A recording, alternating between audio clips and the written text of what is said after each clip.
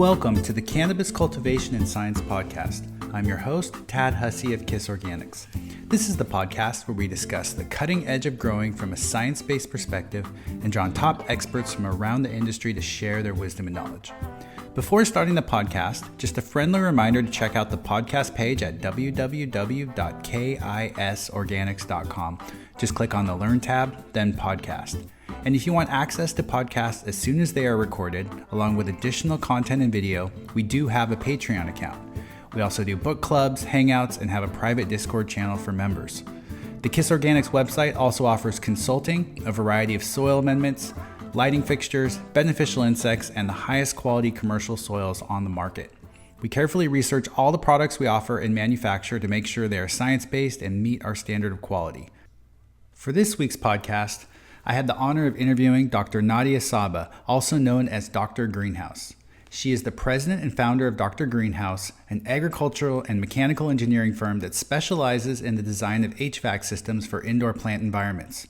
Dr. Sabeh has her PhD in agricultural engineering from the University of Arizona's Controlled Environment Agricultural Center, and she is a licensed mechanical engineer in the state of California.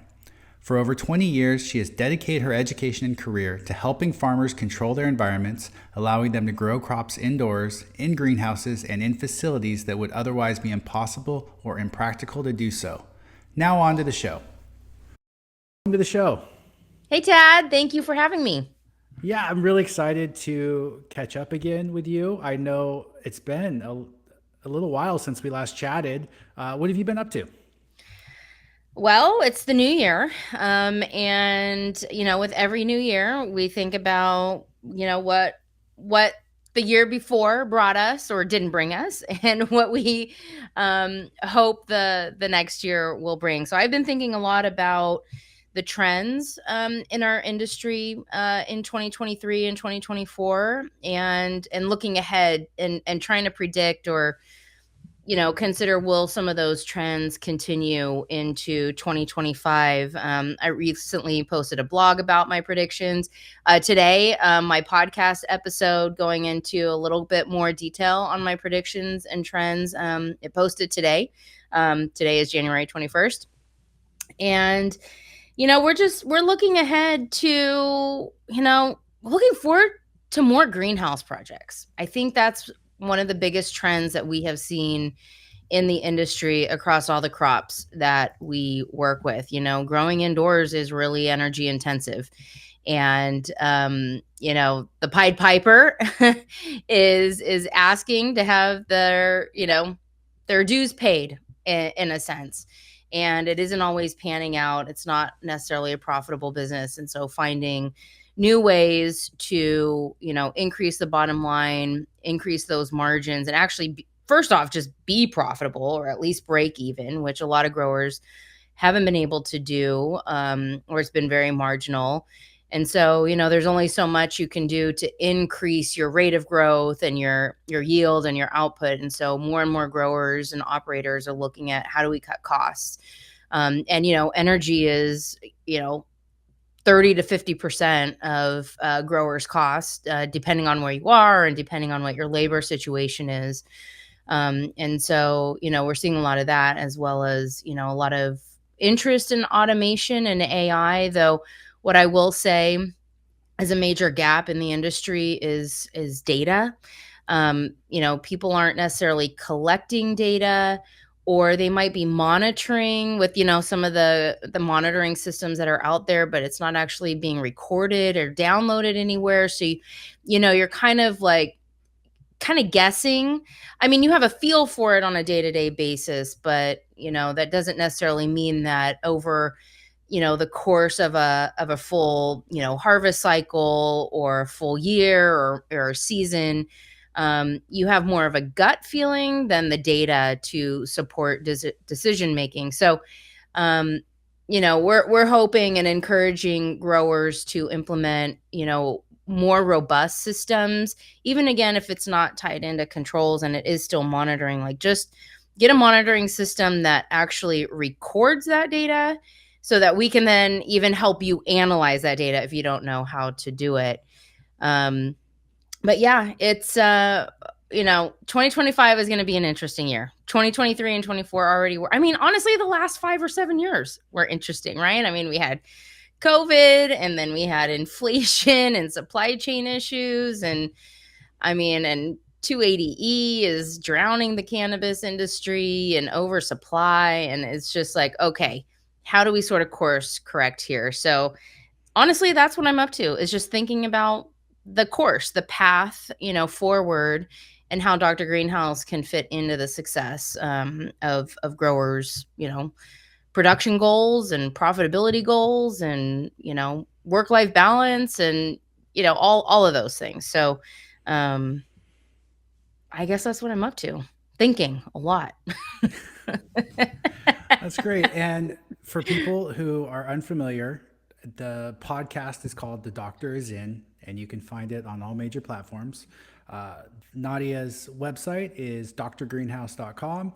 And she also, I use this fairly regularly, is your VPD chart and your VPD app. So there's an app you can download from the App Store. It's free, and you can put in your VPD, and it'll tell you where you land when you enter your temperature and your humidity.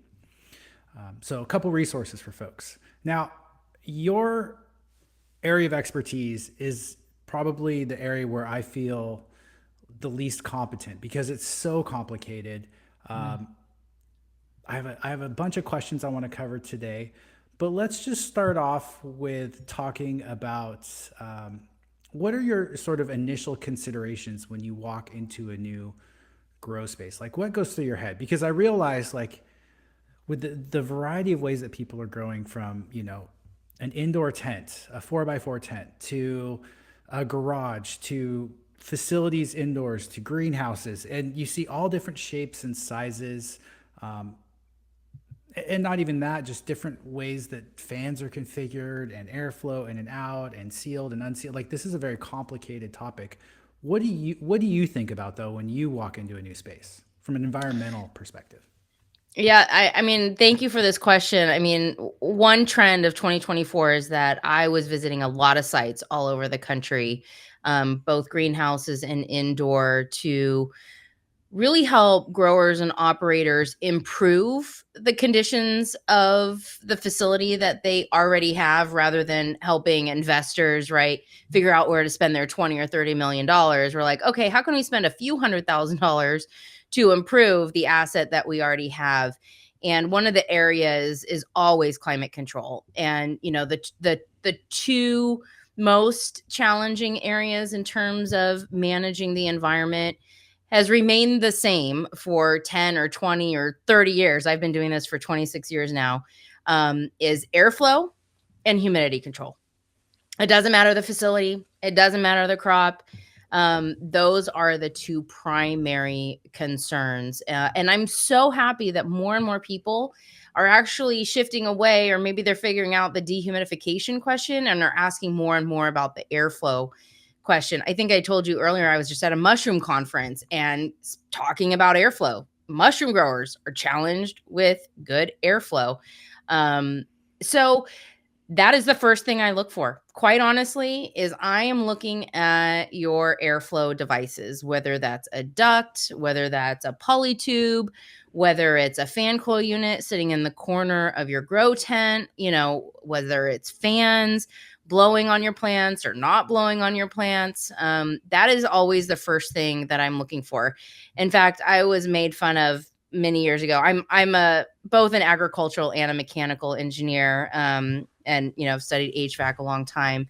And I walk into any room and I am looking up at where the diffusers are, where the return registers are, where the equipment is, because I know that that's going to affect how I feel down here. And the same is true with plants. And so that's the first thing that my eyeballs go to, probably, are the circulation fans.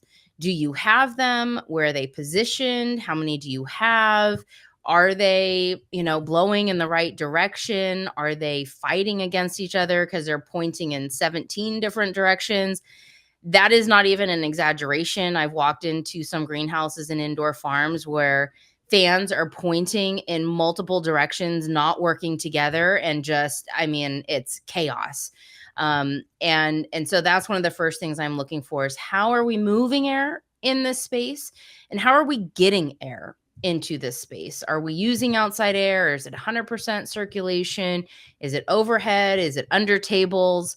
All of those things, because airflow is, you can have the right size HVAC equipment. It can have the right capacity of cooling and dehumidification, for an entire grow space, whether it's, 500 square feet or 5,000 square feet.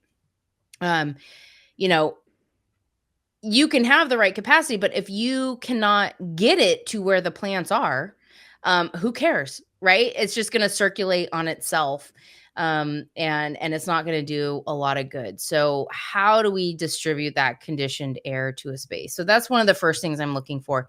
The other thing I noticed right away is the layout of the room, the plant density. How tall the plants are, the different ages, if you have multiple stages of plants. And a lot of times, right, you have a one room, or that is dedicated, right, for the next 8 weeks, 8 to 10 weeks of growing out, say, a cannabis flower plant. um and so all the ages are the same, but their morphology is different, right? You might have multiple strains in that room, and so you have short plants, you have tall plants, you have medium plants, right? You have more squat plants, or more narrow plants. And how are those plants configured relative to each other?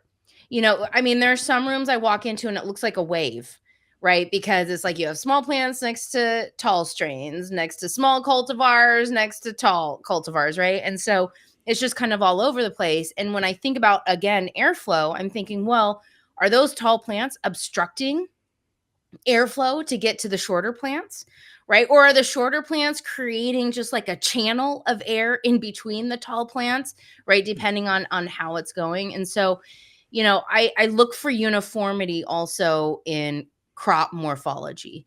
And it doesn't have to be uniform necessarily, but it kind of, if we can design a room, both the plants and the air distribution system, that works together as opposed to in opposition of each other or obstructing each other, then you're going to have more uniform conditions. You're not going to have these hot spots or stagnant corners of the room, because air will be able to move freely within that room. So those are kind of the first two things. Of course, I'm noticing if it's single level, double level, right? Like sort of what kind of crop style or cropping system we have.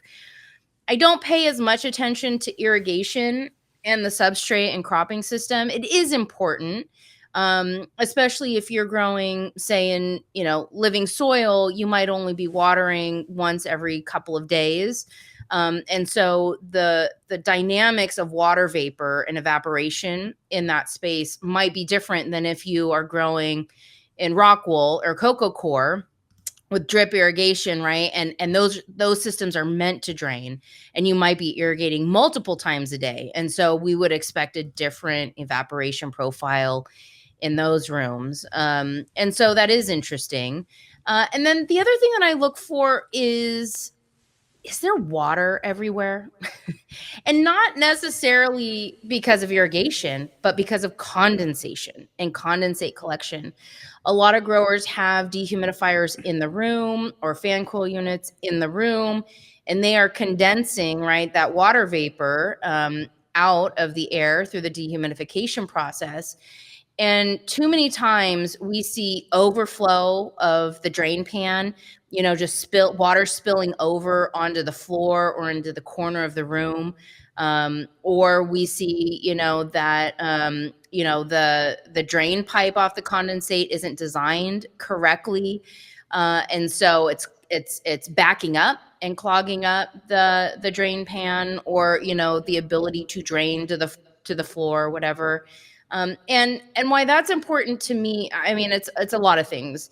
On an HVAC perspective, it means that I'm not controlling the water balance in the room as well as I want to be. because rather than removing that water vapor from the room, I'm now just reintroducing it to a spot on the floor. Mm. Right? So now I have to re-evaporate it. That takes extra work to do that, right? Like to re-evaporate the same water over and over because it's not leaving the building, so to speak. So that's one concern. The second concern is, that is a place where algae can grow, bacteria can grow, mold can grow. And so now it becomes a contamination risk for our growers, right? And for those plants. That's not a good thing. And the third thing is a risk to people who are working in that space, right? Because now that becomes a slipping hazard, not just on the water, but now that slippery algae, right? I mean, I think a lot of people have had that experience, where you slip on that green water and woo, kind of catch yourself as you skate across. And so, I noticed water on the floor and on surfaces, because that's what we're trying to control through dehumidification. And so when I walk through a site, a lot of times that's the thing that I point at that the maintenance guys come right away and fix. And so honestly, I really have fun doing site visits and visiting facilities because there's always something to point out that can be fixed right there on the spot. Growers kind of become blind. They're so fixed on the plants and on nutrient recipes, right? Like these are really great things to be focused on. That's what they should be focused on. But they, become blind to the everyday things that are happening or may not realize what the risk or what the consequences are. Um, and on that note, the last thing I'll just say is I look for where air is entering or leaving where it shouldn't be.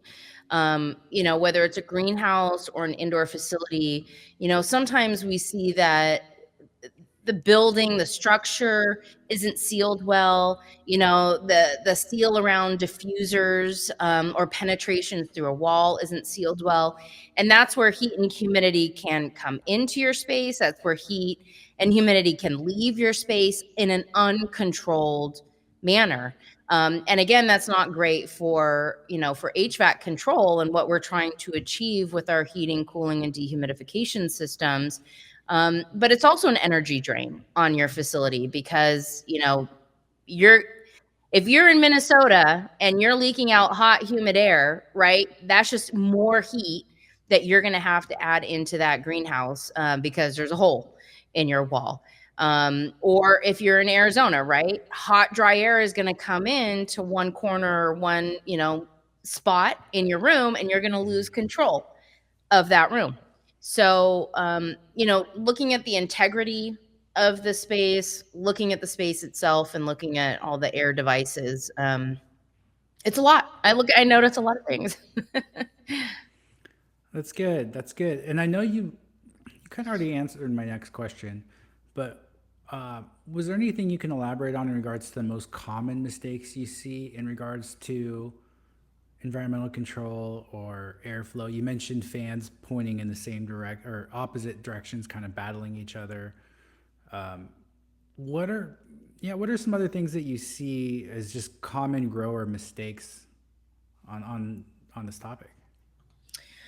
Yeah, I mean, I think one of the most common mistakes is not thinking about how the various pieces of equipment and systems are going to interact with each other, right? So you might have an air conditioning unit sitting on the wall over here.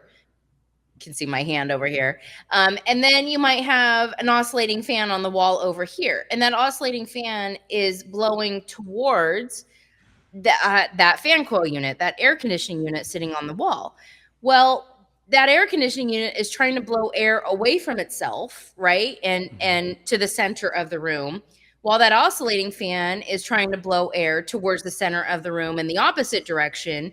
And now, you don't get good airflow or good conditioning anywhere in the space, right? Like you might have good airflow near the fan, but it's, crappy conditions. And then away from the fan where that fan coil unit is, you might have really cool, dry air over on this side of the room, but it never makes it to the opposite wall. And so, that's just kind of one example. Or where your heaters are located in a greenhouse. If you have an HAF fan pointing at the heater, the heat is just going to blow right back on top of the heater rather than being carried away from the heater and into the greenhouse and over the plants. That's probably the biggest thing that I see is, look, can you move this fan over here? Or can we change the direction of those fans? Rather than blowing in that direction, can I blow in the opposite direction and turn it around? That's one of the biggest mistakes that I see, is just not really paying attention or knowing how to sort of facilitate conditioning the space with the fans that you have, for example. The other thing, I'm just going to stick with fans for a second. One of the big sort of biggest head slappers that I have. Oh man, I'm like allergic to something. Sorry, my nose is itching like crazy. Okay. One of the biggest head slappers that I have when I walk into rooms is when I see HAF, horizontal airflow fans, and vertical airflow fans, or VAF fans, in the same space, operating at the same time. So here you have these HAF fans that are trying to blow over the top of the canopy. And then you have these VAF fans that are trying to, suck air from the bottom of the canopy and kind of distribute it over the top. Can I pause you for something with just some real Absolutely. quick definitions for folks who may not be familiar with this terminology? So you're talking about horizontal air fans Yep. or airflow, which is where a fan, that's your typical oscillating fan that goes back and forth or is sitting there pushing air, I guess, horizontally. So that's really easily defined. Yep. And then a vertical airflow, those suck air up. Is that the best way to describe them? I'm picturing kind of like a nuclear bomb explosion, that shape, mushroom cloud shape. Actually, that's a really good analogy. Oh, Yeah. okay. Okay. Yeah. Yeah. All right. So keep going. Sorry. I just, Okay. and Yeah, for no, people no. who aren't familiar with this, it's confusing. I know I didn't understand it and I still don't fully understand it. So, Yeah. And, I'm glad you brought up oscillating fans as part of sort of the HAF, horizontal airflow fan community. HAF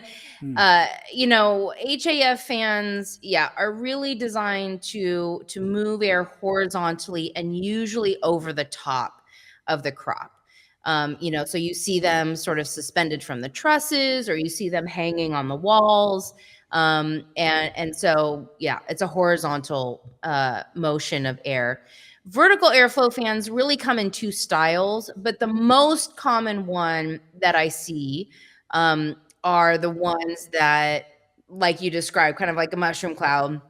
They suck air from underneath them, and then as they go through the fan, then they blow air out the top of them and over the top, then sideways. So in some ways they have a horizontal airflow trajectory as they leave, and then that air then filters down in and under the plant canopy and then gets sucked back up. So it kind of creates like this circular motion around the canopy.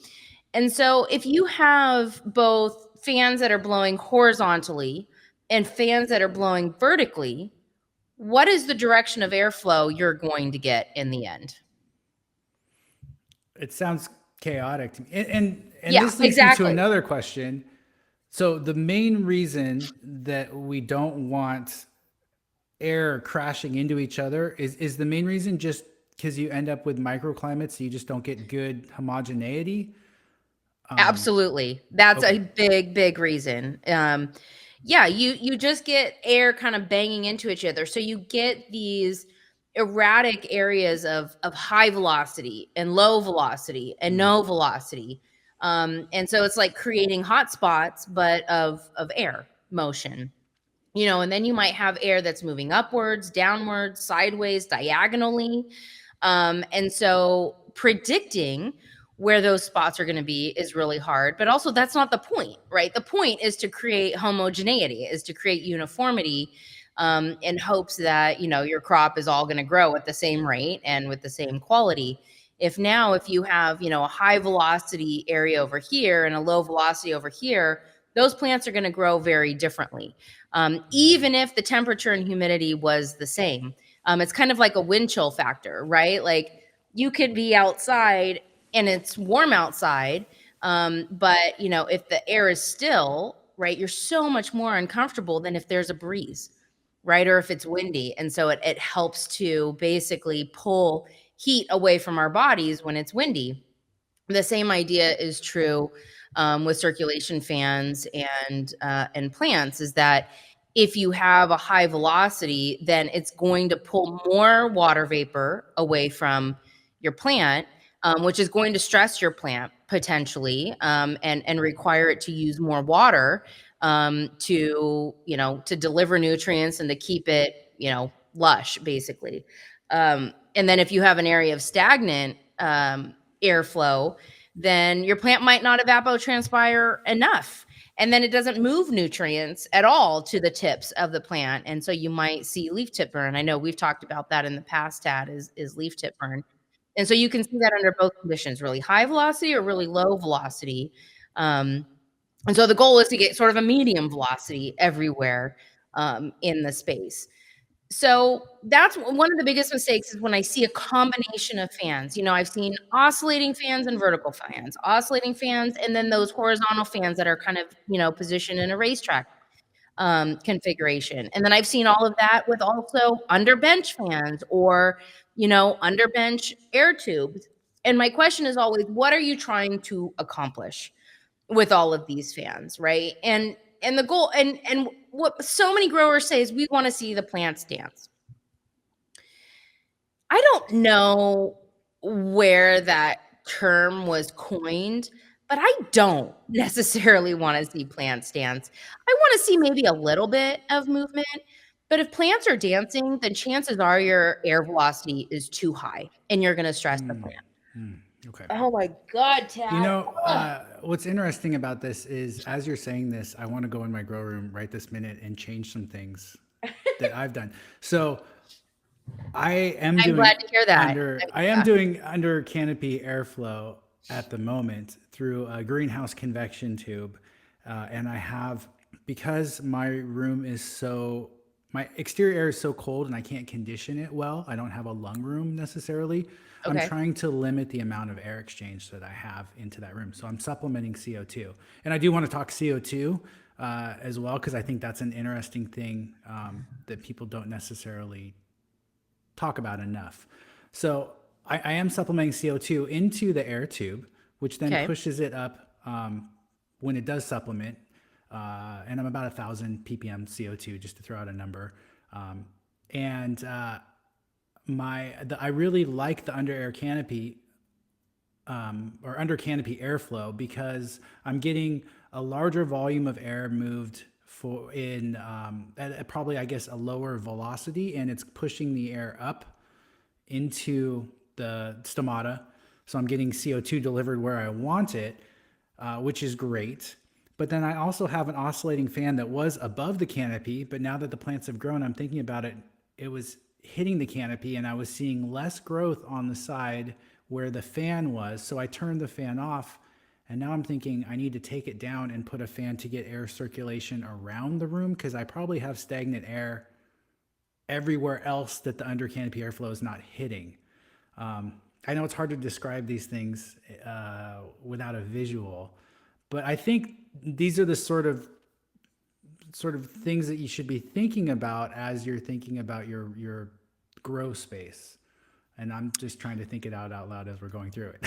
Yeah. I mean, I love it when growers come up to me and say, hey, like, I heard what your recommendations were on air velocity, and I adjusted my fans, to hit that range, and it's so much better. And what I usually expect is that they're saying that it's too low, that, they had too low of a velocity. But I think I've had more people tell me that they figured out that they had too high of a velocity. And that once they turned down the velocity of their fans or removed some fans or reconfigured them, so they weren't beating up their plants, that their yield just shot through the roof, right? Like their plants just thrived so much better by not, just knocking them over with wind. And, when it comes to cannabis, the ultimate goal, at least in the flower room, is to produce flowers. When we have a high airspeed, what that does is that triggers the plant to bulk up. And so it's going to put more of its resources into increasing its stem diameter and beefing up its stems and petioles and leaves to withstand this high wind velocity, rather than putting those resources into the flower. So we're stealing from the plant, or from the flower production, when we have these really high air velocities. So for all of you listening, the target is 0.35 to 1 meter per second, which is about 200 to 350 feet per minute. As soon as you start going over that, I mean, it's not the end of the world, but what we don't want to see is double that, because your plants are just going to, be more vegetative than being reproductive, generative. Now, you shared a really interesting gem of knowledge on my Instagram a couple years back in regards to a photo I'd put up about I was doing these trivia questions where people try and guess what's going on. And in this photo, a fan had fallen over and was just blasting this one area of the room. And so these leaves were damaged. Can you talk about what was actually going on within the plant and evapotranspiration? Because I thought that was so fascinating. Yeah, sure. Okay, so when plants take up nutrients, usually with every nutrient except one, they move by osmosis. So they go from an area of high concentration at the root zone, to low concentration, which is within the plant itself. And so that's how most of these chemicals, that's really what they are, or molecules, move through the plant. The one exception is calcium. Calcium does not move through osmosis. It actually gets carried by water. So if the water moves too quickly through the plant because you have a high demand for evapotranspiration, then that calcium will get left behind, and won't get deposited to the ends of the plants, to the tips of the leaves. If evapotranspiration is too slow, then the water isn't moving fast enough to carry the calcium to where it needs to be before it becomes deficient. So you can see a phenomenon called leaf tip burn, where the edges of your plants, of the leaves on your plant, get crispy, right? Every grower has seen a crispy leaf. Even if you buy lettuce, in a clamshell, for instance, at the grocery store, you might see brown tips on the leaves. That's a calcium deficiency. It's not rotted. There's nothing, necessarily wrong with that plant. It just doesn't have calcium at the tips. And so it becomes crispy. And, that was your trivia question, was what's happening to this plant? Why am I seeing these brown edges to the tips of the leaves? And it kind of looks similar to a nitrogen deficiency, where you get yellowing tips, right, and other nutrient deficiencies, but it's that brown crispiness that we're looking for. If you can touch the tips of that plant and it kind of crunches, then that is leaf tip burn, and that's a calcium deficiency. And so let me just back up for a second, because I know I've used the term evapotranspiration and maybe not everybody knows what that is. Mhm. So a plant moves water and nutrients through the process of transpiration up from the roots and to the rest of the plant. And so transpiration is literally that motion, that movement of water and nutrients up and through the plant. And what drives transpiration is this term VPD, or vapor pressure deficit, which Tad mentioned we have an app so that you can figure out what the right VPD is or what your VPD conditions are based off of the temperature and humidity in your room.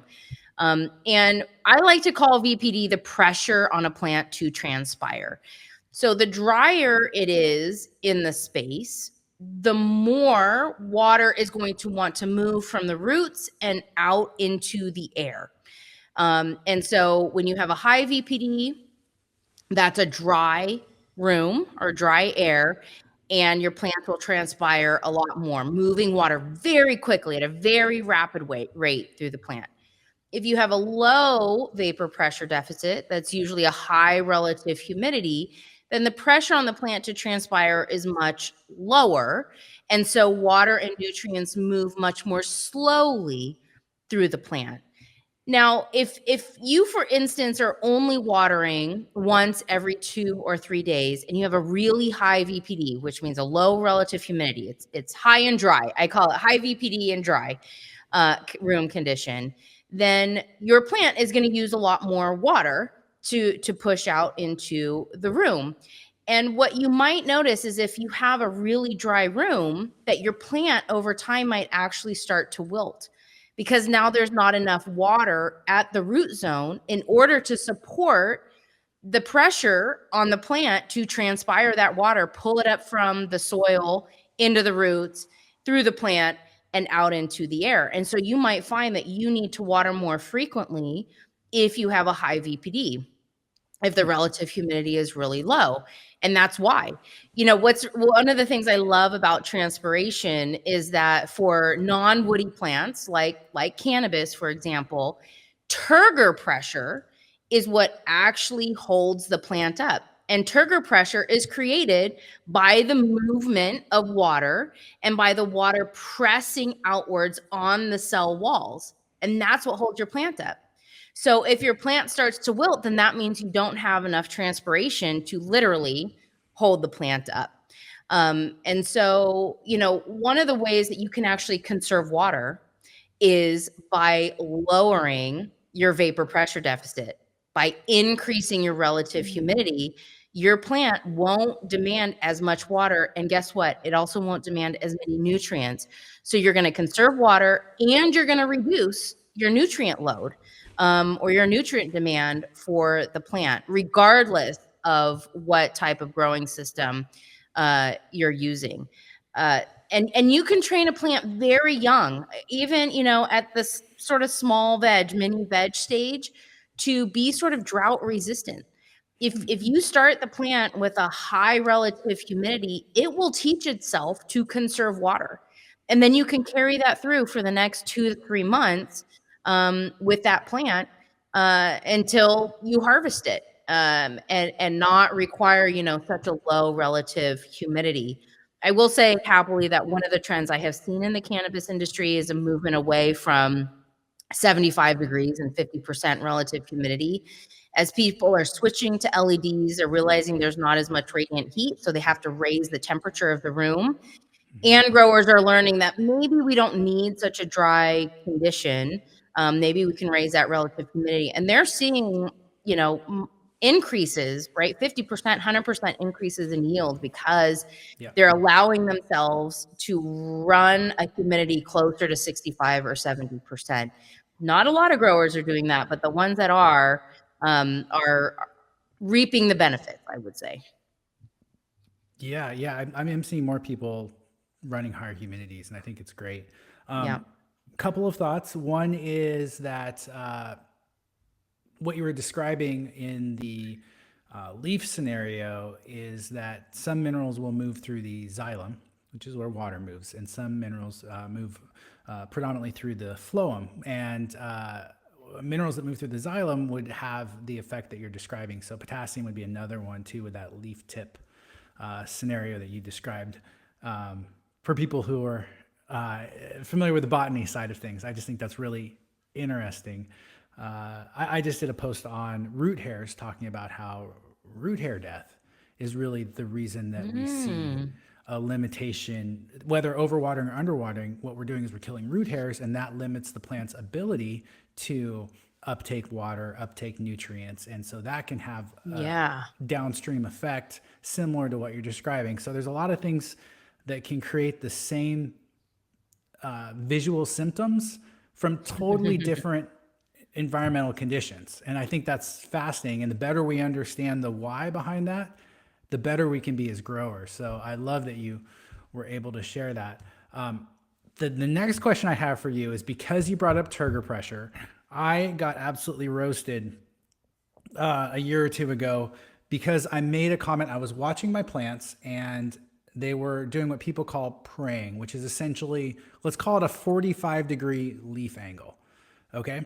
And I made the comment, I was like, this leaf angle to me looks to be like suboptimal from a solar panel perspective. We're trying to get the most light from a, let's say, a static light, like indoors, and our leaves are at this angle. It seems to me like if they were flatter, they would get more light. So why is the plant doing this? And people were just like, you're an idiot, it's turgor pressure. And I go, okay, yes, I realize that turgor pressure is determining the leaf angle, but why is the plant doing it? Because I've seen very unhealthy plants do this, that were nutrient deficient, that had less than optimal fertility or other conditions. One of the hypotheses was that it was because the plant was trying to access more CO2 because it was a CO2, or maybe it was a CO2, I think it was a CO2 deficient environment. But yeah, you're looking at me like you may have some thoughts on this. So I'm going to shut up now and hear what you have to say. Well, those are all interesting theories. The CO2 one is actually very interesting, but really it's to protect itself from you mentioned, maybe a high light condition, and that's exactly what it's doing, is that if it is growing in a stressful environment, where it's maybe really dry or there is a nutrient deficiency, what it's trying to do is protect itself from collecting more sun than it can use and then being photo bleached, right? Or um, becoming even more nutrient deficient because it's trying to keep up with the rate of photosynthesis that it could be doing with the PAR that's available. And so, in that case, if you have LED lights and you have dimming controls, and I would turn it down so that the plants don't burn themselves. I mean, there are some plants. I'm actually curious about some of the purpling cannabis. I don't know if anyone has tested this, but like if you look at like red kale or red leaf lettuce, that red pigment is anthocyanin, and scientific community basically agrees that that is the plant's own sunscreen. That red pigment only gets activated when the plant is exposed to ultraviolet light. And so it produces its own sunscreen. It doesn't have to go out and buy some beach balm or, some, I don't know. Why can't I think? It must be winter because I can't think of any product names for sunscreen. Yeah. And But so that's probably what the plant is doing, is protecting itself from um, overproducing, right? From over consuming itself. Because what will happen, kind of like what happens with humans, if we're nutrient deficient, then we start pulling from our bones, right? We start pulling protein from our muscles, and we deteriorate ourselves to keep our vital organs going. And so the same will be true for plants, is that they're going to pull from wherever they can to keep their basic functions going. And that's just going to perpetuate the cycle. And so what plants will do in some cases is that they will pray, they will close their leaves so that they aren't exposed to so much sunlight, so that they're not sort of forced, I guess, to photosynthesize. I don't know if they have another mechanism, I'm sure they do, to slow or stop the photosynthesis process. But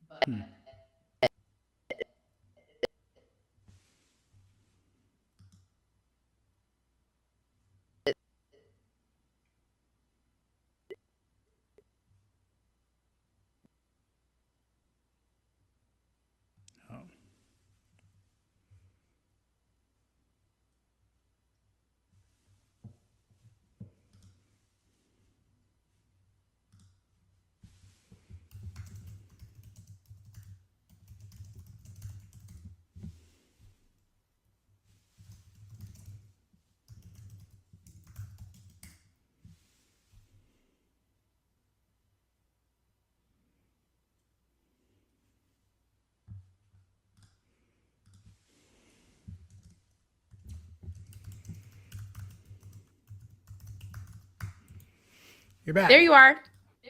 Okay, I didn't know what happened. I kept I lost you talking. mid. I didn't notice you were looking at me slowly until I finished talking. Oh, now you're back again. Okay. Do you think you got that recorded, what I said? I don't know because it is recording locally, so Okay. hopefully, Okay. yeah. If not, then we'll come back to praying plants another time. Well, I have other questions about it actually, Oh, so I'd like to continue because I know we're going to get a lot of pushback on what you said. okay. But you Be, don't know what I said, do you?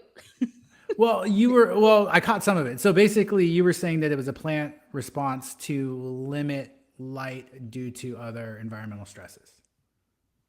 Yeah, basically, so that it can reduce or slow its photosynthetic rate. And one of the things I mentioned is that, plants will kind of do what humans do, where, humans, if we're nutrient deficient, we'll start pulling, right, nutrients from our bones, right? Calcium from our Yeah. bones, protein and amino acids from our muscles, right? And so our body will start to deteriorate in order to keep our basic organ functions working, right? And so plants might do the same, right? If they are, really active and, are photosynthesizing more than their environment or their nutrients or water can support them, then, they would start pulling from various places to keep their basic functions going. But plants have a mechanism in order to protect themselves from that, which is to, close their leaves so that they're not exposed. um, the chlorophyll is not exposed to photosynthetically active radiation. Okay, that makes sense to me, except for to play devil's advocate, we Please. also see plants prey typically when, at night they'll tend to droop and then they'll perk back up, when the Mm. day starts. So that light level increase or that transition from night to day, we'll see it. Or if we do certain nutrient applications or on really happy, healthy plants. So for many growers, Mm. I would say the standard of a healthy plant is when they do some sort of application or intervention and the plant leaves prey. So I feel like there are multiple variables or Probably. mechanisms that can cause this leaf angle, and some of them are quite positive potentially, and some of them may not be, but that we can't necessarily use it as a diagnosis to say this is a healthy plant or this is a unhealthy plant. I don't think so. Yeah. I mean, I don't know that I would consider a praying plant healthy or unhealthy. Um, you know, uh, it might just be a protective mechanism that could just be temporary. That is doesn't necessarily indicate It is a temporary. yeah, exactly. That it doesn't necessarily indicate that there is something systemically wrong with the Mm-hmm. plant or how you're growing the plant. It also, could be that the plant is protecting itself. I mean, I'm just thinking about in California, poppies like close at night and then Mm-hmm. open during the daytime. And I think one of those mechanisms is to protect itself from frost, and from insects and from other, environmental hazards at night when it's not active. So I could see that being, something. The other thing is, if a plant is praying at night, it could be a respiration mechanism. So, plants are respiring all the time and, are only photosynthesizing during the day. And so photosynthesis exceeds the rate of respiration during the daytime hours. So we see, an excess of oxygen getting produced during the daytime. But at nighttime, we actually, see more carbon dioxide getting Yeah. let off by the plant at night, which a lot of people are concerned about, like, oh my God, my CO2 levels increased at night. Is that unhealthy for the plant? No, there has been no scientific research to say that high CO2 levels at night are bad for any horticultural crops. So don't worry about that. And it's a natural process because plants are always producing CO2. They're always respiring. Um, And so it could be that that shift from photosynthesis to respiration as being the dominant process might also be affecting this sort of praying mechanism that plants do even at night. So also it could be a water conservation mechanism. I mean, yeah, the stomata are on the bottom of the plant, so that might seem counter intuitive. But again, if we're slowing the rate of photosynthesis, then the stomata don't have to work as hard. And so, then they might be more closed. You might think they're more open, but they might be more closed. Um, yeah. Yeah, I like the theory of increasing the stomata access to CO2, maybe at that angle for airflow purposes. Mm, But also, other people said maybe it's actually an increasing the amount of light that's able to penetrate into the canopy. So you're actually getting increased yeah. photosynthesis by having that leaf angle because you're getting more light access to more canopy. I don't know. It was an interesting topic. I just kind of wanted to hear what your Plants are thoughts so were. smart. We're still learning too, and that's the fun I thing know. about that I love about what we do is we're always learning new things. So I do have some other questions. I know I kind of got off topic there It's all with good. that one. Um, let's talk a little bit about energy solutions because one of the things I see, and this is something that I am dealing with. So I'll just give you a real world example as a way to kind of maybe bring it together for growers. So like I mentioned that I'm in a room. It's mostly sealed because I don't have a good lung room. So if I'm bringing in air, it's pretty cold air this time of year. So I want to limit that. But then I also want air exchange, and my room will get too hot. So now I'm evacuating my hot air to bring in cold air, but then I'm losing my CO2 that I've generated with either from the plants or the soil or through artificial means. So it's this dance of like, how do I maintain the temperature and humidity that I want in my room and the proper airflow and the proper CO2 to match my light levels? But at the same time, so I don't want to put in, like, for example, my temperature is now too high. I don't want to have to put in an air conditioner, which generates more energy just to lower the temperature with the heat that I've intentionally created. Do you see this on a larger scale, say commercially, where people end up essentially your equipment just fighting itself?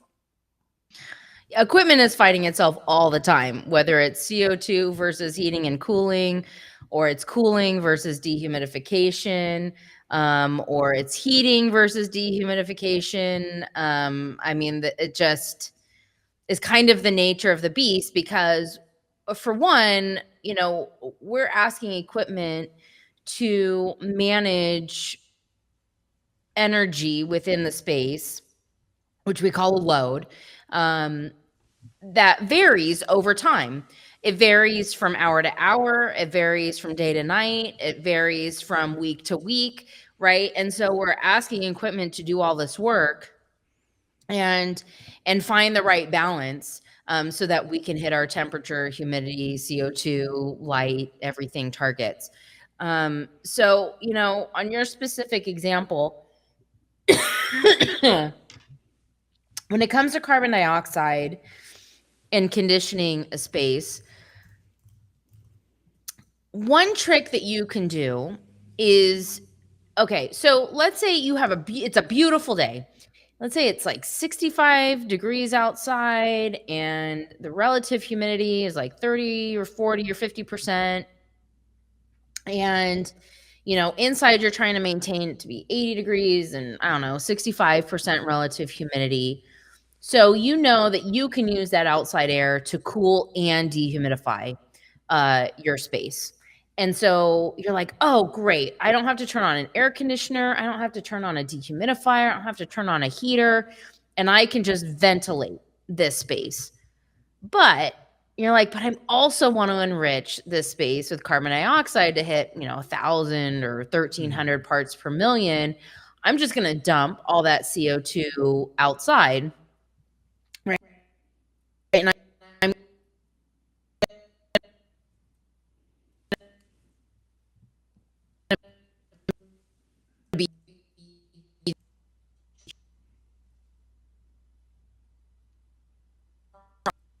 trying to keep up with how much happening is usually first thing in the morning.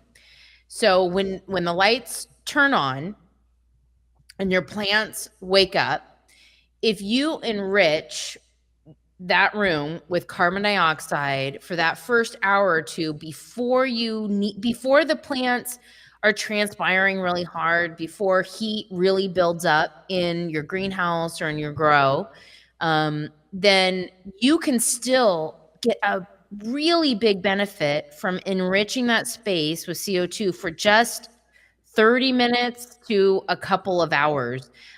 In fact, a lot of research with other horticultural crops has shown that just by enriching for the first hour before you vent has an increase in yield. For example, tomatoes of 10 to 15%, just for Wow, that that's a gem. short period of time. And if you think about it, it's like your plants when they wake up are taking this big breath, right? Like think about when you wake up, right? I know I catch myself every morning. It's like I know that I'm awake when I take that big gulp of air in the morning. I'm like, okay, I'm awake. I'm ready to go now that I've done that. And it's the same is true with your plants. Your plants are going to use the most CO2, right, when they're first kind of waking up. And then you could do the same at the end of the day, right? As maybe you're turning down your lights, and your plants are still photosynthesizing, still transpiring, even after you turn the lights off. It takes about 30 minutes for your plants to acclimate, after the lights turn on or after the lights turn off. And so stomata don't just instantaneously open and close. It takes 15 to 30 minutes for them to do that. So you could, even after you turn off the lights and there's still all that energy in the room and the stomata are still open, enrich with CO2, pump that room with carbon dioxide and get it into those stomates. And they're going to be slowing their photosynthetic process, but you're going to be giving that CO2 to kind of give it a boost. So that's one recommendation that we give to everyone is, look, before you turn on those exhaust fans, before you open that economizer or let in outside air, enrich with CO2, but then turn it off. And, unfortunately, our, ambient CO2 levels are increasing all the time. And so you're still going to get a good, you're never going to deplete your room of carbon dioxide. If you're using fresh air, you're just going to be limited to whatever it is outside, which right now is about 400 parts per million, which is, more than maybe we want it to be as humans. Yeah, I wanna just reiterate. So you were saying that there is research to support this idea of just Yep. adding CO2 for the first hour of the light cycle, and maybe again the first hour of the dark cycle, and you're Yep. seeing increases in tomatoes. That's a big one right there for people, especially in greenhouses or other environments. One thing I would add, if you are bringing in outside air, just a friendly reminder to filter it, Yes. or use something to limit the intake of pathogens and insects. I know you recommend MER filter versus a HEPA filter. Do you want to Yep. just touch on that really quick? Sure, of course. So all you really need is a MERV 11 filter to filter out mold spores and everything bigger than that. And so, everything bigger than that is going to be pollen, insects, right? Dander, dust. But really what you're probably most concerned about are insects and mold spores. And a MERV 11 filter is plenty. What we usually recommend for an air conditioning system is if you can put two filters in series with each other, one right after the other, a MERV 8 filter, which will screen out the insects and the dust and the pollen and the big stuff. And then a MERV 11 or 13 filter after that, which can then focus on filtering out the smaller stuff like the mold spores. And so that's all you really need for your grow space. And just to touch on why not HEPA filters, HEPA filters are designed to filter out very small particles. So viruses and bacteria are good examples of that. And all plant viruses are soil and water borne. They are, or by surface. They are not airborne. They're spread by So if touch. you are using a HEPA filter thinking that you are filtering out viruses and bacteria that's going to infect the surface of your plant, you're not. What you are doing is maybe helping, filter out viruses for your staff. So the cold virus, the coronaviruses, and flu viruses aren't circulating around, but that's not going to help your plants at all. What's going to help your plants is having good water filtration, and good, hygienic practices of cutting and pruning and managing your plants. Okay, one last CO2 question All right. for the podcast. So, for people that are not supplementing CO2, how much air exchange do we need? Because I think of people who have, for example, a grow tent, and maybe that air is just sitting in that grow tent and circulating. And because they don't, maybe for odor control or just the way they have set up, they don't have enough, maybe they just have a passive air intake into the space. What sort of limitations, like I know with my room, if I don't bring in air, I'll get down into the 300s for CO2. And I have to assume when I'm down in those levels that my plant is struggling to grow efficiently given the light levels being at 900, 1000 ppfd.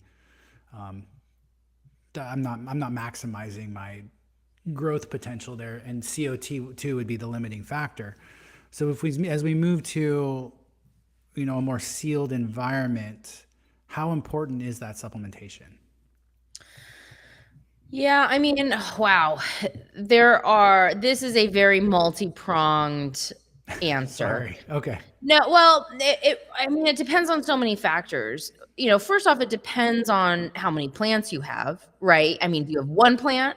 Do you have 1,000 plants, right? Because that's going to affect how much CO2 those plants are going to sequester and use. And so that's the first question. The second question is, how old is your plant, right? A younger plant is going to use less carbon dioxide than an older plant. And so, just those two factors alone have a big impact on how much CO2 enrichment you need, or, just what the rate of CO2 uptake is by the plant. So, how much either, ambient 400 part per million air you need to add, or how much, enrichment you need, what the rate of enrichment needs to be to achieve, say, 1,000 parts per million. But then there's other factors, right? All the environmental factors. We're pushing plants with high light levels. We're pushing plants, right, with maybe higher temperatures. And so those two factors, light and temperature, affect the rate of photosynthesis. So if you have really high light and really high temperatures, I say really high temperatures, maybe that's 83 or 85 degrees, and you have, 1,500 ppfd, as your light levels, you're going to be pushing those plants a lot harder than if you're at 800 ppfd and 75 degrees, set point. So, the rate of CO2 uptake is going to depend on both the environmental factors and your plants. So I can't really answer that specifically, but, it's a case by case basis, I guess I would say. I don't really have a good rule of thumb. Except to say that usually if you assume one air change per hour, which is very low, this is like barely doing anything. This is basically just having a leaky room. That's usually enough to manage or maintain CO2 levels, for the majority of plant growing environments. And so one ACH is one air exchange of between outside and inside air per hour. And so the way that you figure that out is you measure the square footage of your space, and then you multiply that by the height of the room, and that's your volume. And so you want one volume to turn over with the outside air, replenish with outside air every hour. Again, so if you exchange one volume of inside air with outside air every hour, that's usually enough to maintain, ambient CO2 levels. And okay, this is my absolute last question. So, when I didn't know we were going to talk so much about CO2, but I don't mind. It's great. yeah, no, and then, well, this isn't about CO2. This is more Oh, okay. just about, so if you were, if a company were to reach out to you or a facility, what sort of services do you offer around these sorts of things? So like, what does that process look like? Because I've been in some of these meetings with you as just on the side listening in sort of a thing. Um, what sort of services does Dr. Greenhouse offer for facilities? What's the range? Yeah, so, again, we are, mechanical and agricultural engineers, so and that focus really on environmental control.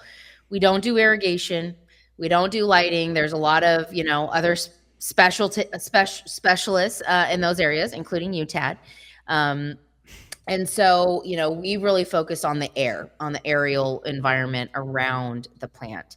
And so within that, one thing that we do almost on every single project, whether we're designing it all the way through to get a building permit for your new facility, or just doing a peer review or a gut check of the equipment that you're thinking of installing in your grow room, is a load calculation. And so I mentioned earlier, we call it, the energy that's in the room, we call the load, the cooling load, the heating load, because that's what we're then going to remove or add back into the air with our HVAC systems.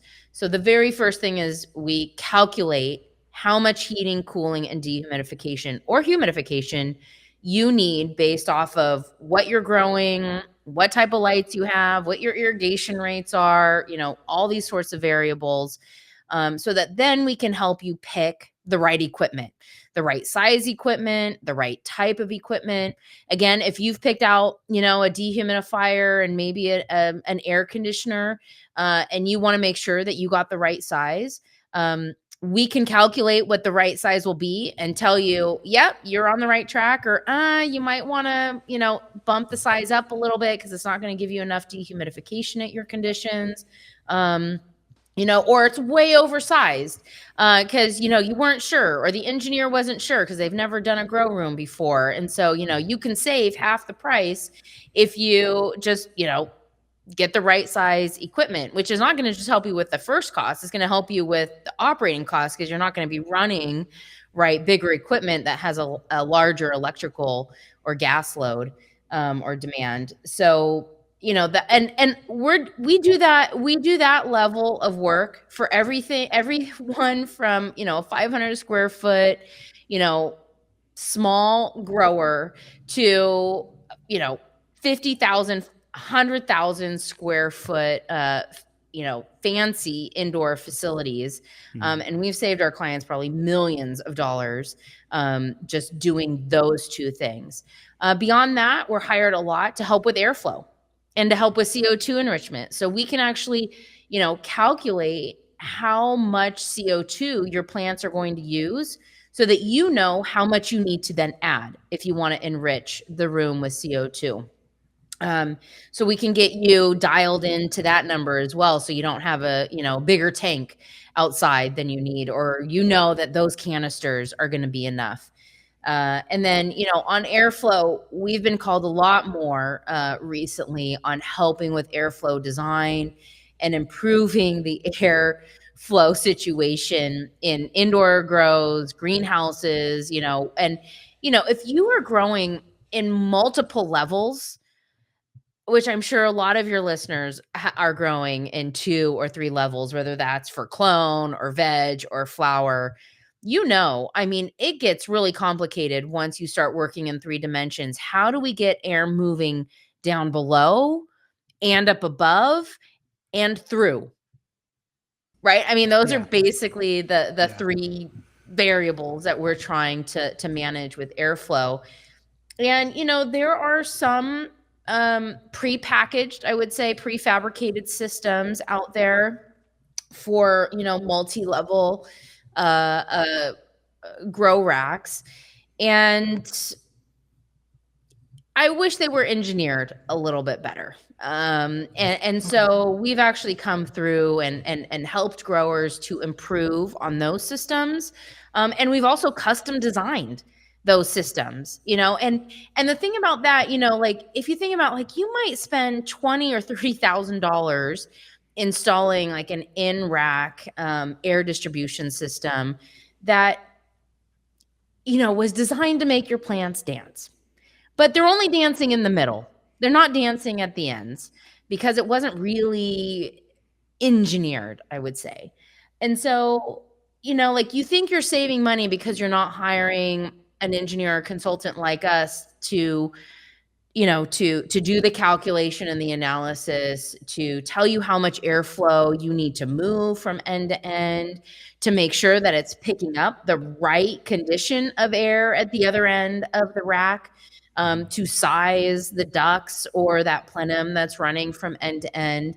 Um, but it, but again, we save our clients a lot of money by doing that because we get it right the first time. Again, it's not over engineered. We know exactly the fan size, the duct size, and we have relationships with duct providers who will design that duct to our specification. If we say we want an air velocity at the plant level of 0.75 meters per second, that's what we get from end to end. And so, you don't have to hire a consultant later to fix something that you thought you were saving money on early, in the design and construction process. And I have a grower, we have a client that we did that. It was a single level. We specialty custom designed this fabric duct system, worked really closely, what angle do we want the air to leave? What velocity do we want to achieve as the plants are growing from small to big, and can we hit all angles on that plant?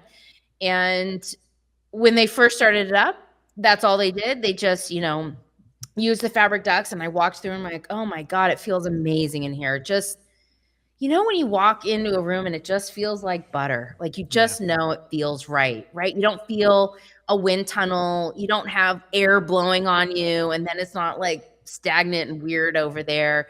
It just felt so good. And then they got a new grower, and that new grower was like, we need fans. And they just installed fans. And now the room is in chaos because the fabric ducts were designed to do what they were supposed to do. Mm-hmm. And as soon as they installed fans, just like I was talking about the VAF versus HAF fans, it created a chaotic situation above the plants. And so some plants got a lot of air, other plants didn't get any air. The fabric ducts were just kind of, that air was just getting kind of like swirled around without ever hitting the canopy, and so I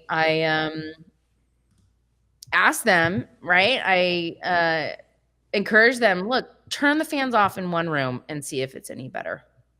And they did, and it was. But it's really hard sometimes to convince a grower who is used to doing one thing, who didn't maybe have this system, right, in their previous growth. So you can't really blame them because they're not familiar with it. They weren't there when we designed it all together. And so they're like, hey, this is missing. Right? You asked me, like, what do I see when I walk into a grow room? I bet that grower walked in and was like, what the hell? There's no fans in here. How are you moving air around? Right? Yeah. And they didn't ask. Right? They just, did what they did. And so now they had to hire me back to fix the problem that they didn't have in the first place. Anyway, we want to help growers get things done right the first time. Like I said, I've been going to a lot of facilities this last year, helping to permanently fix Band-Aids, right? Because so many growers have put Band-Aids on top of Band-Aids. We know that situation. Or to invest in the right control system or the right fan system, or reinvest in air conditioning, because let's face it, after 5 or 6 or 7 years, like, those units have reached their end of life as we've pushed them to run every day through snow and humidity. And so, we're being asked to, hey, we had this air conditioning system. We were able to get through. It wasn't great. Now we want you to come back and give us the right thing as we're considering replacing the old equipment. And so, if we can get into these facilities and help you earlier, the better it's going to be for you in the end, because you're not going to be banging your head against the wall like, why isn't this working? I don't have the support. My equipment is overcycling and I'm over and under shooting all the time, right? I'm seeing these spikes in the morning and spikes at night when I turn the lights on and off. We can help you manage those variables so that it just makes your day easier. I mean, I hate it when I walk into a grow facility and that's what the grower's job has become, is just sitting in front of a computer screen watching the temperature and humidity levels fluctuate in, multiple rooms. And they're trying to, like, flip switches and turn dials, whether that's, literally or figuratively at the computer screen or whatever, trying to manage it on almost like a minute by minute basis. Yeah.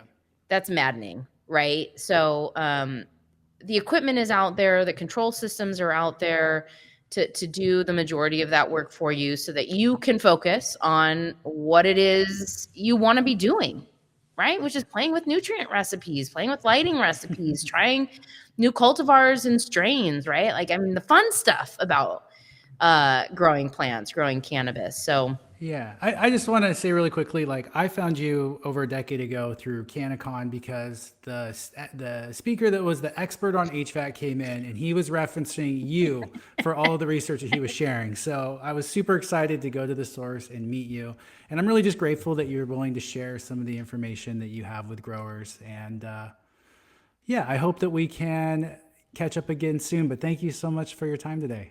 thank you so much, Tad. I always love talking to you. You always have great questions. I love going on tangents because they're always relevant. And I know that you talk to a lot of growers who have these questions. So I really feel like when I talk to you, I'm speaking to your audience, to growers out there, because you're just sort of translating, right? You're just sort of I try my best. yeah, exactly. So thank you for the opportunity again to talk about this.